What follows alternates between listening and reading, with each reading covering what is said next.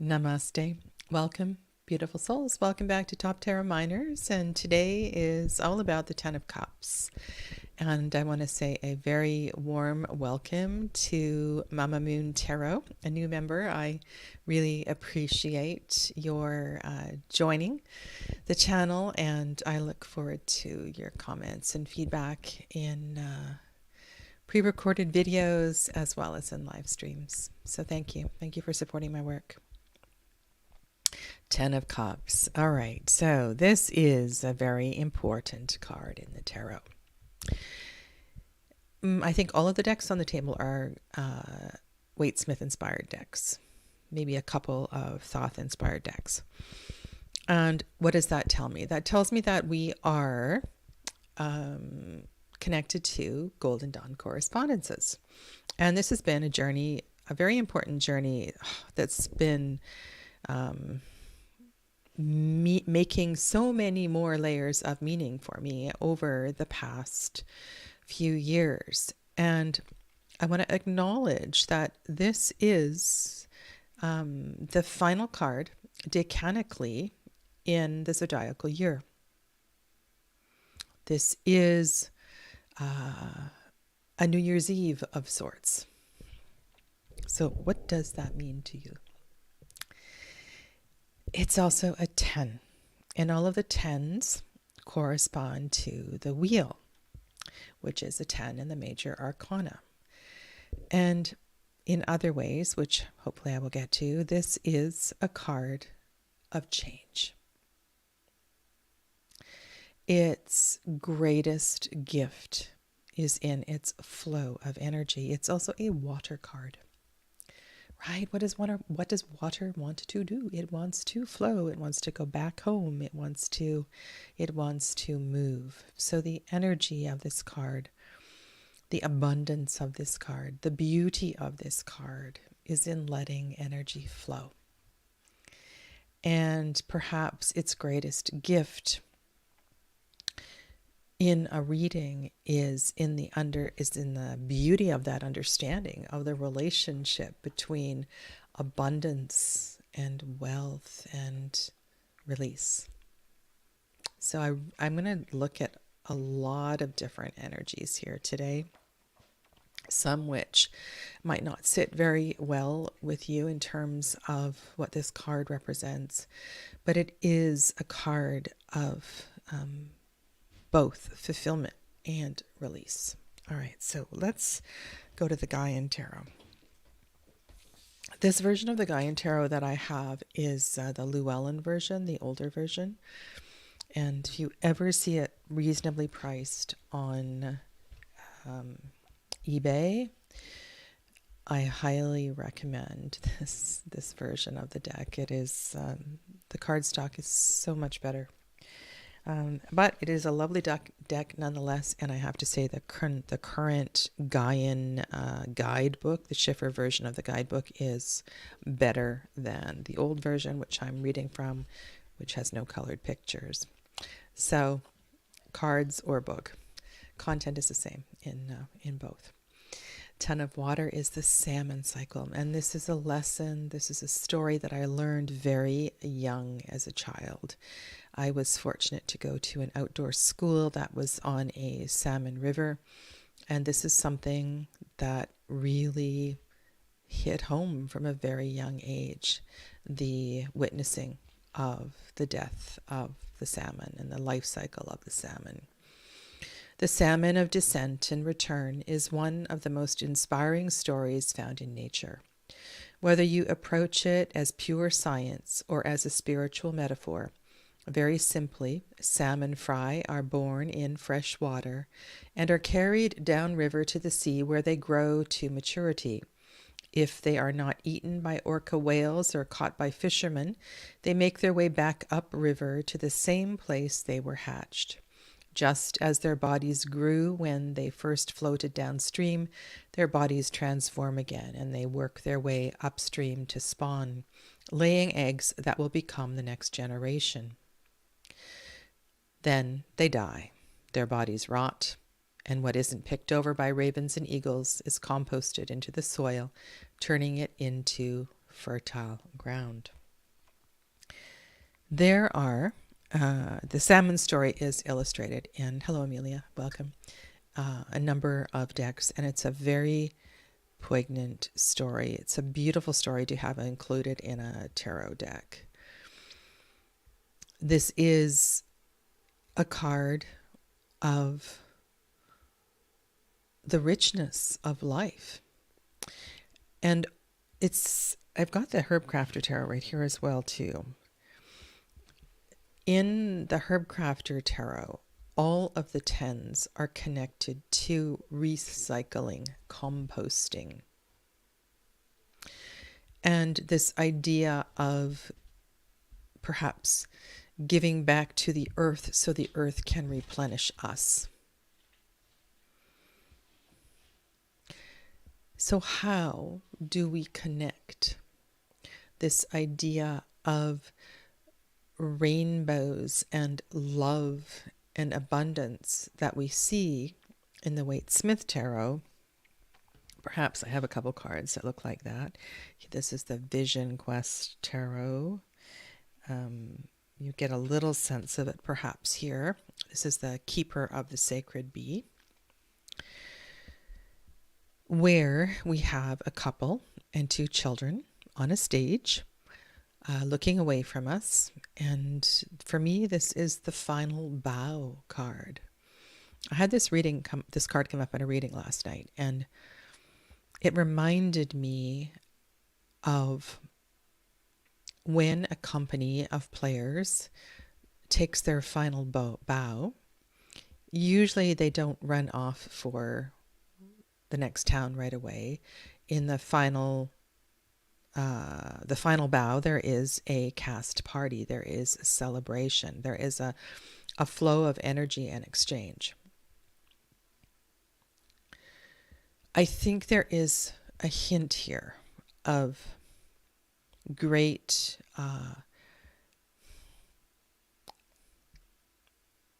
or maybe there's a promise that the water will continue to flow and be abundant as long as we let it go. As long as we continue and allow the salmon cycle, as long as we continue to allow the earth to replenish herself and don't take more than we need, it will always provide. And so there is this component in this card of such a very important lesson of give and take, of reciprocity. In the Keeper of the Sacred Bee, here we have a hive full of honey. The bees have provided, and the bees are swarming. They are moving to their next place, their next location. And this rainbow that is part of the Waite Smith deck, we see in the Vision Quest here. We see it in the Keeper of the Sacred Bee. And I think we need to remember what creates rainbows, right? We have this beautiful harmony of fire, sun, and water, rain.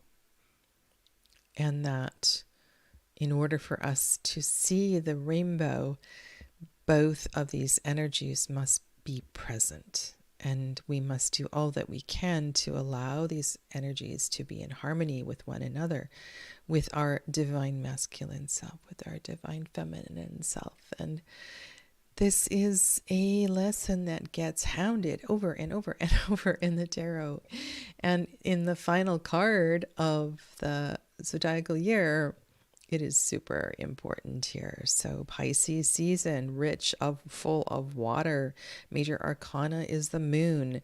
It doesn't get more changeable than this. So let it flow. Let it flow. Let it flow.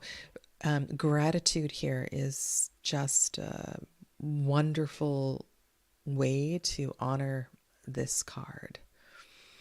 I think that with gratitude practices and those kind of heart-filling fulfilling heart acknowledgements, we can bask in this moment a little longer. It just creates so much beauty, and it's so fulfilling. And yet, I think one of the greatest lessons is about not clinging. Not clinging. Okay, so let's look at some of these other cards here. There's a couple of different energies. Now, I don't use this deck. However, I think there was a card kind of like this in the Poppy Palin Everyday Enchantment Tarot. This is from the Dreaming Way Tarot. And the box is, I don't know, Dreaming Way. As always, I will put links to all the decks down below once I'm done. Both the top 5 as well as the others. And this is just really a funny card. We have fulfilled our dream of family. We have our 2 children. We have the marriage. And we are reminded that it goes with its challenges. The children will be needy. Sometimes they will be sick and teething. Sometimes we will know great contentment, and other times we'll wonder why we got into this. Gratitude.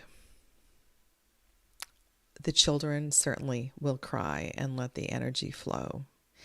And I think about this card in terms of relationship, because this can represent the emotional fulfillment and come up with, yes, this is the person you should marry, and this is, I don't like the word should, but it can symbolize fulfillment of relationship for sure.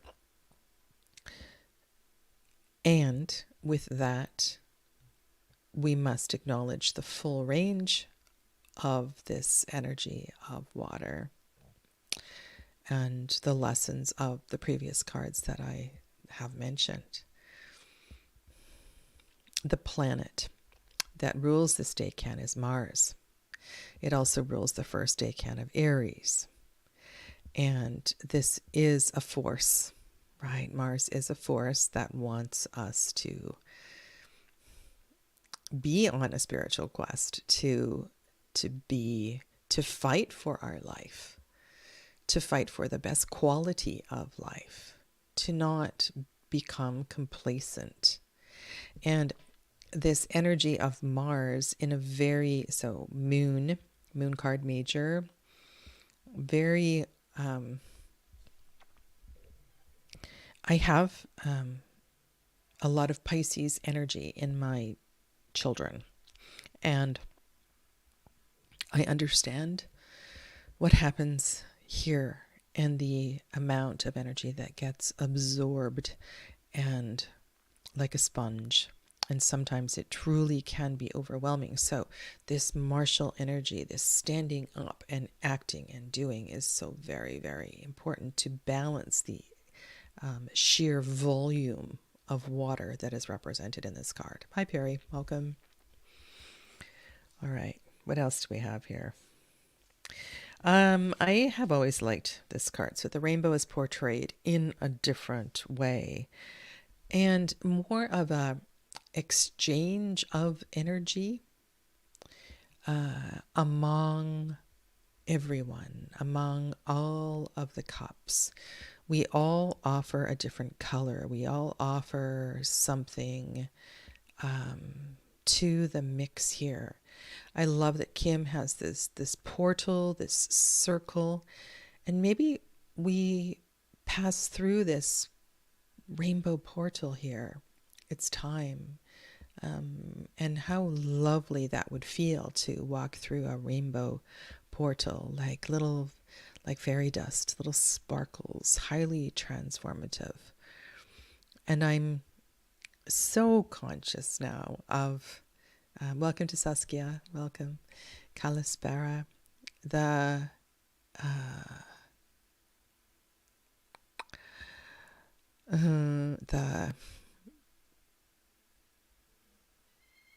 the energy of spirit here, going from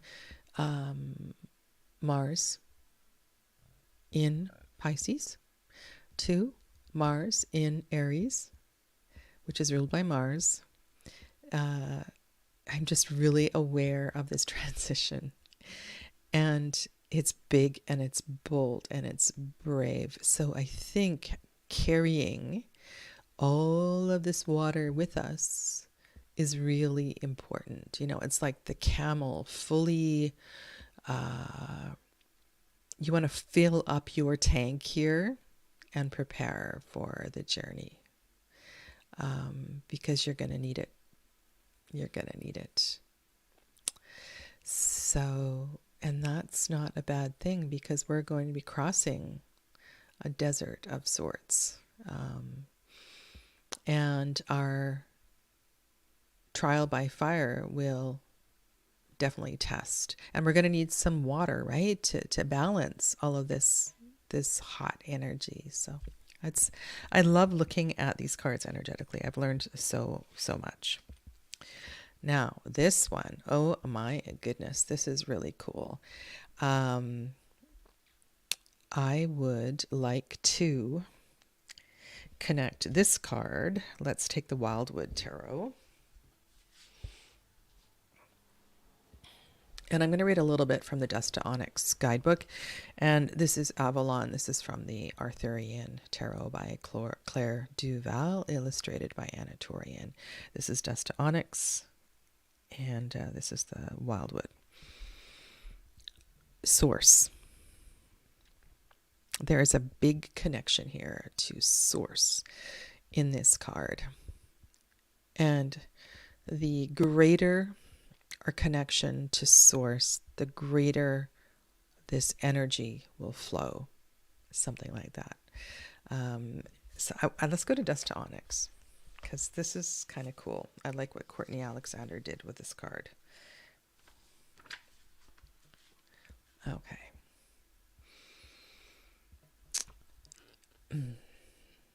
Her primary keyword is happiness, sharing, unity, spiritual attainment, and sanctuary. In a galaxy far, far away exists the largest body of water in the universe known to man. It exists within a quasar, a massive celestial object that emits immense amounts of energy powered by a black hole. Quasars are so bright they drown out any other light. This unique quasar produces a huge mass of water, enough to provide each of us all of Earth's water 20,000 times over. It exists in the form of fine mist, 300 trillion times less dense than indoor air. Scientists were looking at this mass, 12 billion light years away, forming at the same time as the birth of our universe. Imagine the wonder of that moment, being able to witness it in real time, and the immense connection one would feel with everything that is. There is a footnote. I wonder if I should go to this. This is such an interesting fact, or scientific addition to the meaning of this card. So let's see if I can find this footnote.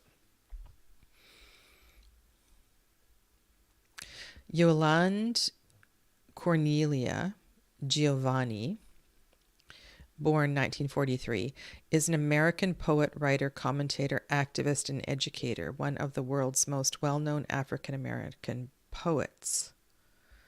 Is this the right footnote? 24? Yes, it is. Okay, so maybe this was in an essay from their collected works. Okay. The 10 gourds overhead that look like candles represent this fulfillment. It is walking in the highest of spirits, total joy and communion with the energy that connects us all to Source. It is the purest and most complete love, free of any pretense. The gourds above are blessings overflowing from Source. The power flows through the quasar, bursting with new energy and life that are transmitted to our state here on Earth. It is an exceedingly abundant flow of energy that affects everyone within its range. So when I read this earlier this morning, I was thinking about this card, or ones that look like this, where there is an abundance of energy, abundance of water that freely flows. And its perpetual cycle and its connection to Source, and how you've heard me say a few times through these water cards, this is a really, one of the reasons this is a really tough suit is that it takes us deep into the energy of spirit. And it gets really, really close to spirit. And that can get very uncomfortable because it awakens and pokes and stimulates all kinds of things that we don't understand from within. So here in this Ten of Cups, it's like we're at the precipice of a veil, of a deep, deep understanding. And the lesson is not complicated. If we want to, you can look at this Avalon card, it's so beautiful. If we want to be connected to Source and know the peace and harmony and beauty that we see in these cards, then we need to let the water flow.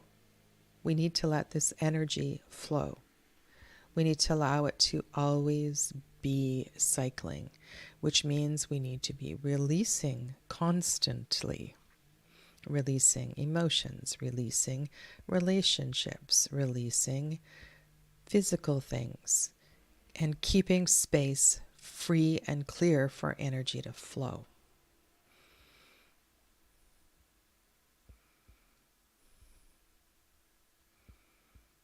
So that we can be connected to Source.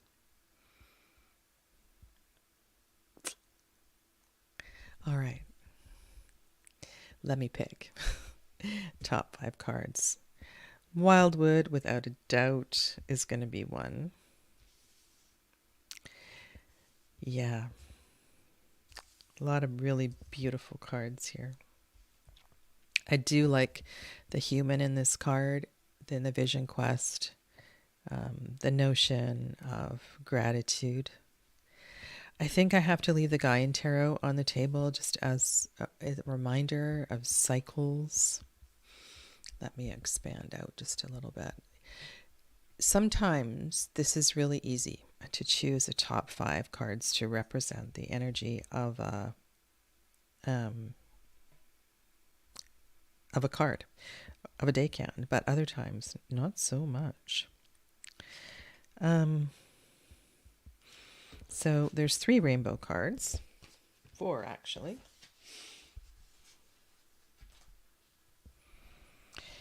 And I want to have 1 rainbow card.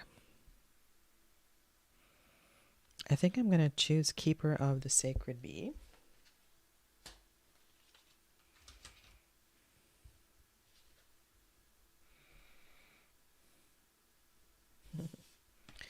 Did you notice the rainbow's also in the Herb Crafter Tarot? It's on the mug.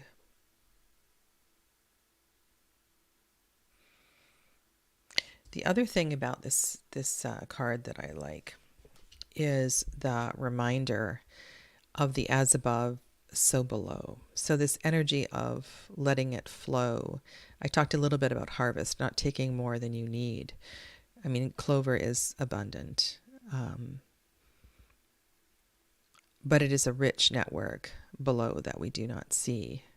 And I think this card reminds me of that part of this flow of energy.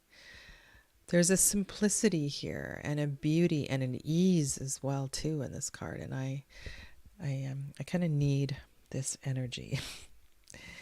All right, so one more.